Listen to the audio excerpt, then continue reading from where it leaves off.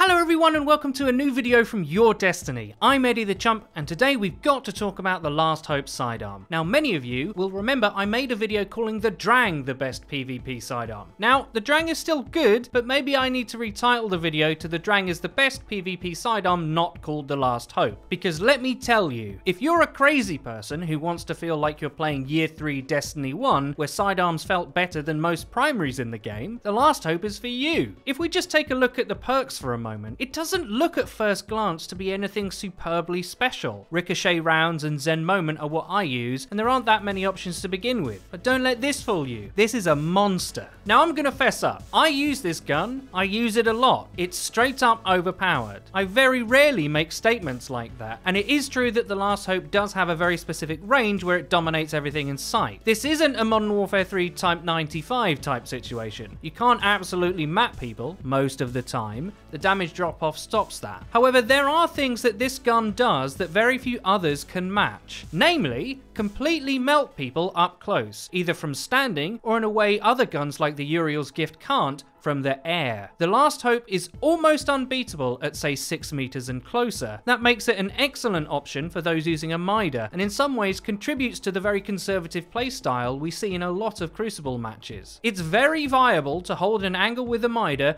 and just swap to a Last Hope when someone pushes you. Now I like to use it for the opposite actually. I like to use it to push stationary enemies and catch them off guard. But the point is that it's almost unanswerable. The best SMGs in the game are similar functionality wise, especially the mid-air shooting part, but I tend to gravitate towards this pocket rocket. It's just the speed at which it kills people that truly shocked me the first time I used it. In a lot of ways, it has made most hand cannons irrelevant. Now they had their own problems like weaker aim assist and slower time to kill already, but the Last Hope really seals their fate for me. There simply isn't any reason to use hand cannons as the aggressive tool they could be used for in Destiny 1. Technically they are better at medium range, but here's the thing. A lot of my Crucible matches, and I'm sure many of you watching will feel the same, are shaped by two very different types of engagements. Destiny 2 Crucible is either fought at a long range, where the metagame is in trying to bait people into unwise peaks for team shooting purposes, or a much closer range game where jumping SMG kills and melees are king. There feels like a distinct lack of middle ground to me. Now that could be the Last Hope making me play that way, but I don't think it is. Even auto rifles like Uriel's are good at this type of fight style, they just have the drawback of bad in-air accuracy. As the game goes on, more and more people will get wise to this dynamic, and we'll start to see less and less variation. The Mida is already ubiquitous. The Last Hope will rise to that level, in my opinion. There's a common term in Crucible circles. Aping used to be a term for people who left their primary at the door,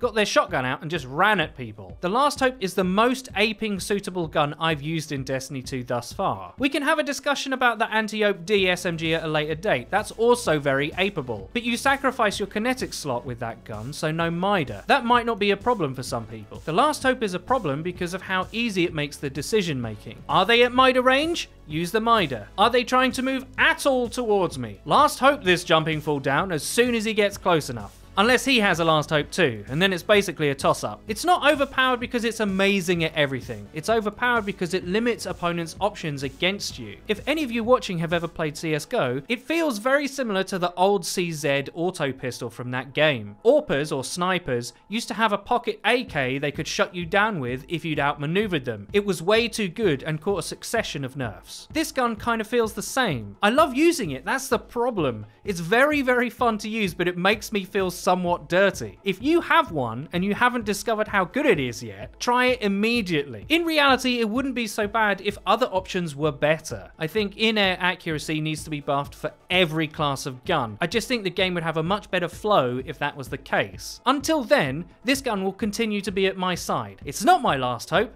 it's my first choice. I really hope you enjoyed this video. If you did, please don't forget to leave a rating. If you never want to miss another video of ours again, please click the bell icon next to the subscribe button on our channel to join the notification squad. You'll be in good company. And finally, please check out the Your Destiny Twitter. It's where you can find updates about new videos and other cool stuff. I've been Eddie the Chump, and until next time,